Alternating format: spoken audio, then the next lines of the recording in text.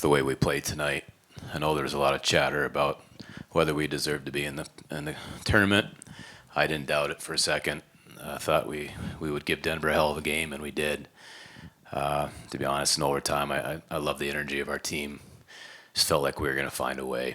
And it's an excellent hockey game. Congratulations to Denver, tremendous hockey team. But I'm extremely, extremely proud of the way we played tonight, the way we represented the Hockey East. We'll take questions for the players again. Just raise your hand and we'll get you the mics. We'll start off with John, second row there. John Doyle, U.S. College Hockey Online. It's questions for Ryan. Congratulations on a fine season. You guys were very impressive, keeping Denver off the boards for as long as you did. What were you guys doing that was, making your defense so effective? Yeah, I think, especially after last weekend with Boston College, who's another high-powered offensive team, we just had to stick to our foundation and our identity.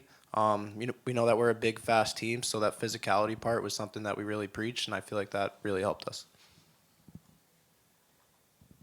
John.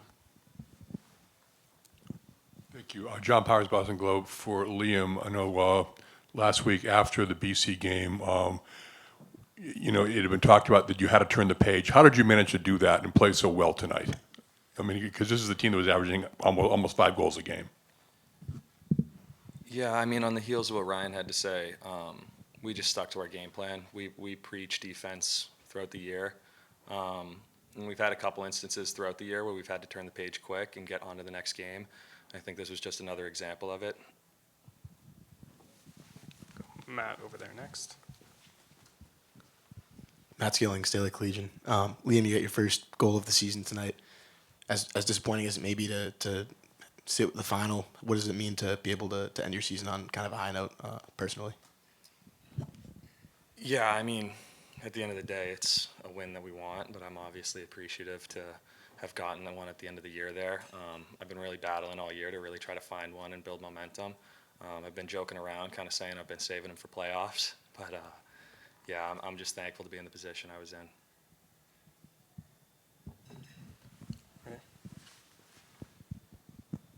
Kayla Gregoire, Massachusetts Daily Collegian. For Ryan, just as a captain, how proud are you of this team to be able to fight against a #1 team? I'm so proud of what we did, not just today, but this whole year. After our year last year, it was basically us versus the world. Everybody, I think we were predicted to finish 9th in Hockey East, and we kind of just put our head down and believed in our group, believed in ourselves, and not a lot of people believed in us tonight, and we believed in ourselves, and that's all that mattered. Jesse Kalakin, Berkshire Eagle. To play so close to UMass, what would that do for you guys? I think it definitely was an advantage this whole year, especially our home games. Our attendance has been great. We have really strong alumni, especially when we go to those Boston schools throughout the year. Half those games feel like home games for us. We definitely heard all our fans today. It's something that not a lot of schools have, so we're definitely really appreciative of it. Anything else for the players? All right, guys, thank you. You can head back to the locker room. Questions for Coach? In the middle. Mike Maynard, Daily Collegian. Obviously an unprecedented game with 2 overtimes. How do you keep the team locked in, and what is the message to the team in between overtime periods? That was the easy part. I think you talked about turning the page. I know after the BC game conversations with players, I think they respected BC a lot, and then you get Denver, who scores more goals. We had some really good meetings as a team this week, and we looked back on games that we played against Denver in the past. And, we played them at home twice last year, and so we convinced them, like, you can play with this team, and we had a game plan that we thought was going to be effective, and I thought we played to it pretty well. And then getting into overtime, we didn't have to say anything. We walked into the room in overtime, and they were loud, and they're like, "This is just another Tuesday for us, boys." I'm like, I don't need to say anything, and feel bad for them that they deserve better tonight. They played hard, and I give Denver a lot of credit. They had to fly across country and basically play a road game, so a lot of credit to them. But I was really, really happy the way we played, and thought we were going to find a way. We'll go Matt and then out to the middle there. Matt Skilling, Staley Collegian. As high as emotions might still be at this moment, can you kind of reflect on how this team turned the ship so quickly and what they did to create the culture that you've created here in the last 6 or 7 years that you've been here?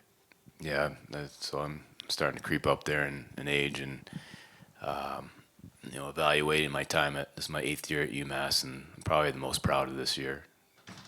We've had more success, but we really kind of bottomed out last year, and it's most I've ever learned as a coach and adjusted and tried to evolve. And but we knew what we needed to do, and it's a lot of heavy lifting, but we brought in great kids, and they do all the work. They always do all the work. But extremely proud of what our whole program did this year. Just to work our way back to the tournament, and then how we showed ourselves tonight.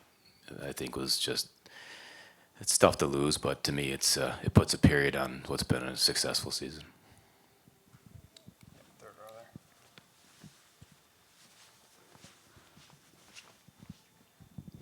Andrew Golden, WMUA.